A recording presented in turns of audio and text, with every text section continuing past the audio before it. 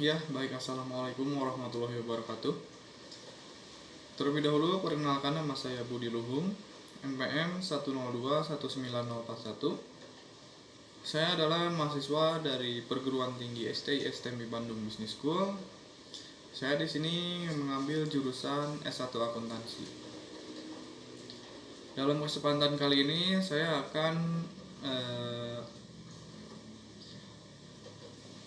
menjelaskan rangkuman materi dari pertemuan 2 sampai dengan pertemuan 7 mata kuliah Pendidikan Agama Islam 3.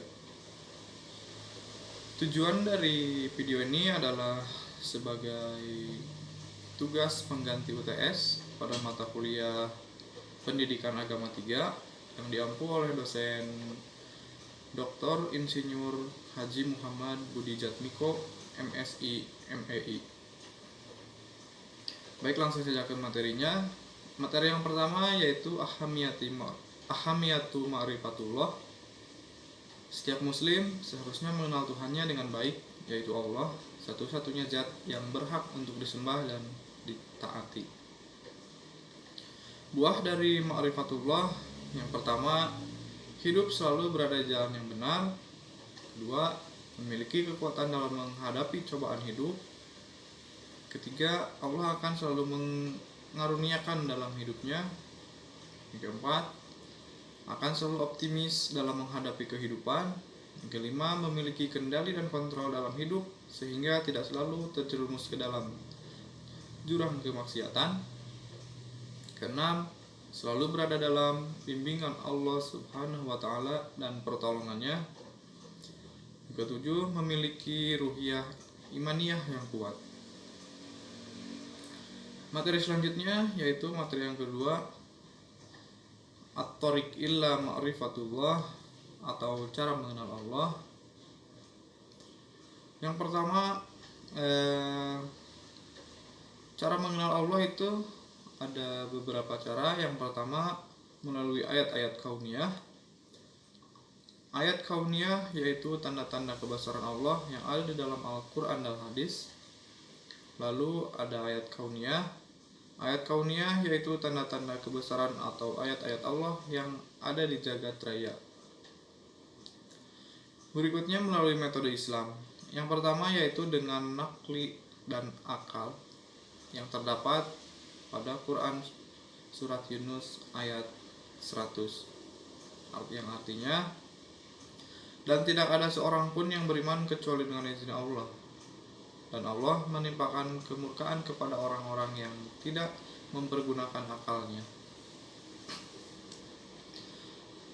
Lalu ada juga dengan cara membenarkan, terdapat pada Quran surah Ali Imran ayat 161, yang artinya yaitu orang-orang yang mengingat Allah sambil berdiri atau duduk atau dalam keadaan berbaring, dan mereka memikirkan tentang penciptaan langit dan bumi, seraya berkata, "Ya Tuhan kami, tiadalah Engkau menciptakan ini dengan sia-sia. Maha suci Engkau, Maha peliharalah dan kami dari siksa neraka." Materi selanjutnya yang ketiga yaitu Al-Mawani Ma'rifatullah, yang artinya penghalang menuju mengenal Allah. Yang pertama, maradu syahwat. Maradu syahwat ini terdiri dari al-fiksu, atau artinya kefasikan.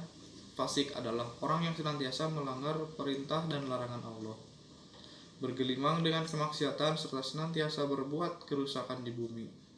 Mereka hanya memikirkan hidup dunia saja dan memikirkan kehidupan di akhirat nanti. Mereka disibukkan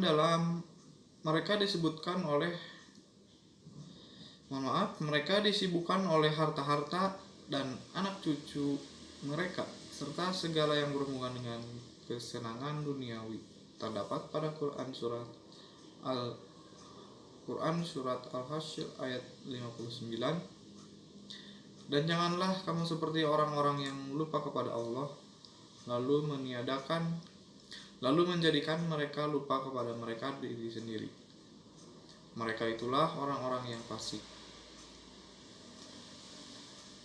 Lalu ada al-kabiru, ya, artinya kesombongan.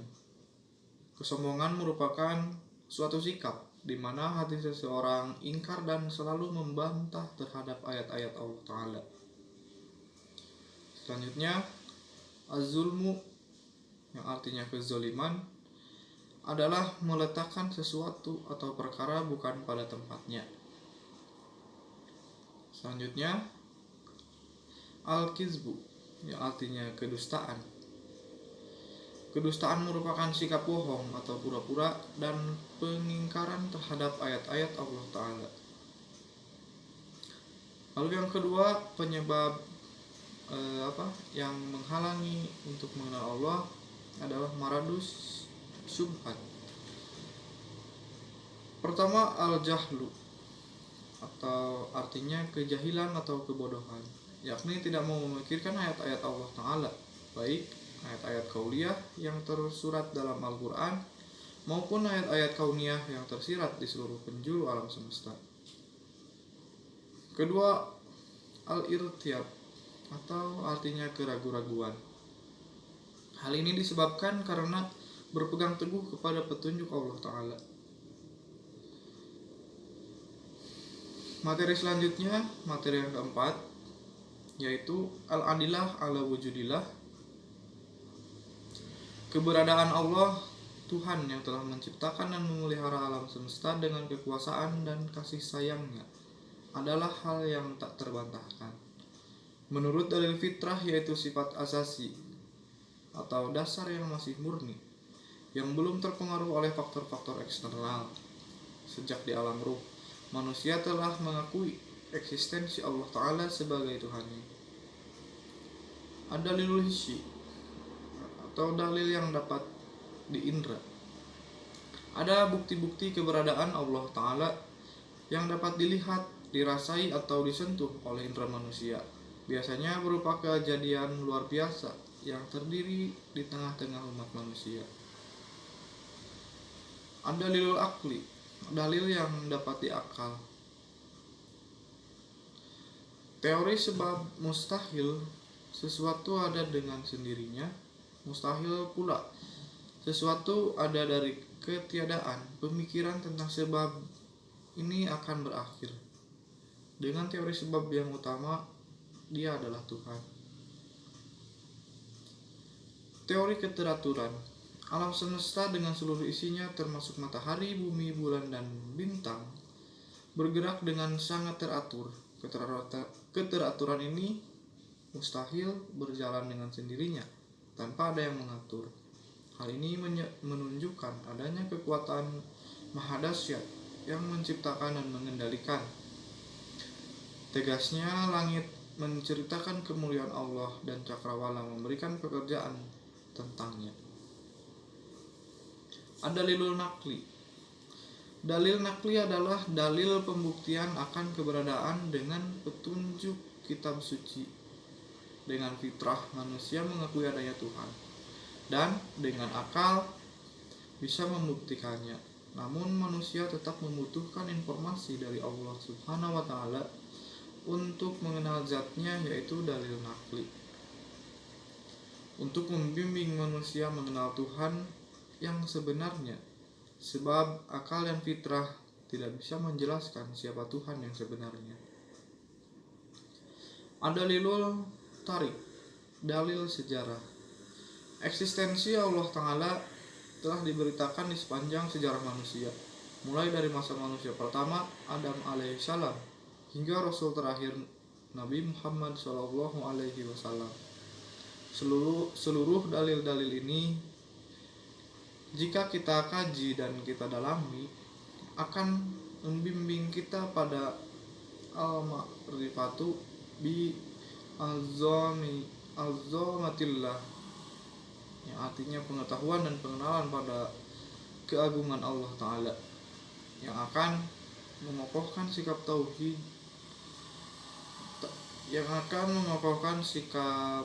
tauhidullahi wahdah, mengesahkan Allah Ta'ala. Selanjutnya materi kelima, yaitu tauhidullah, yang artinya mengesahkan Allah. secara istilah syar'i, maka tauhid adalah menjadikan Allah sebagai satu-satunya sesembahan yang benar dengan segala kekuasaannya. Tauhid rububiyah adalah mentauhidkan Allah dalam kejadian-kejadian yang hanya bisa dilakukan oleh Allah, serta menyatakan dengan tegas bahwa Allah mengatur dan mengubah keadaan mereka.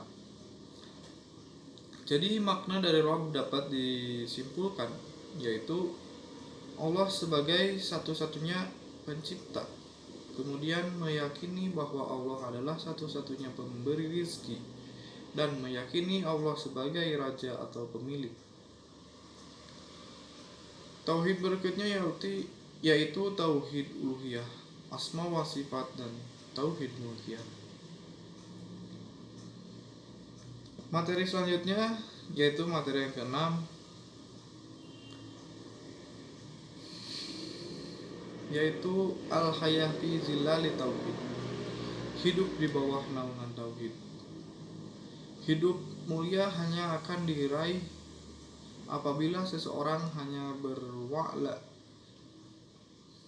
kepada satu Tuhan yang maha sempurna, yaitu Allah Subhanahu wa ta'ala, dengan pemahaman akidah yang benar dan sesuai dengan yang diajarkan oleh Rasulullah SAW tentang zat, sifat, nama dan af'al atau perbuatan. Macam-macam tauhid yaitu asma wa sifat.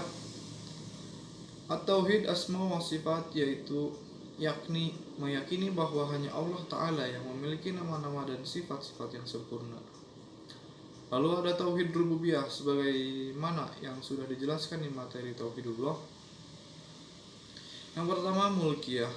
Tauhid mulkiyah yakni mengesahkan Allah sebagai satu-satunya pemimpin dan satu-satunya pemimpin, pelindung, dan yang berhak menetapkan aturan atau hukum.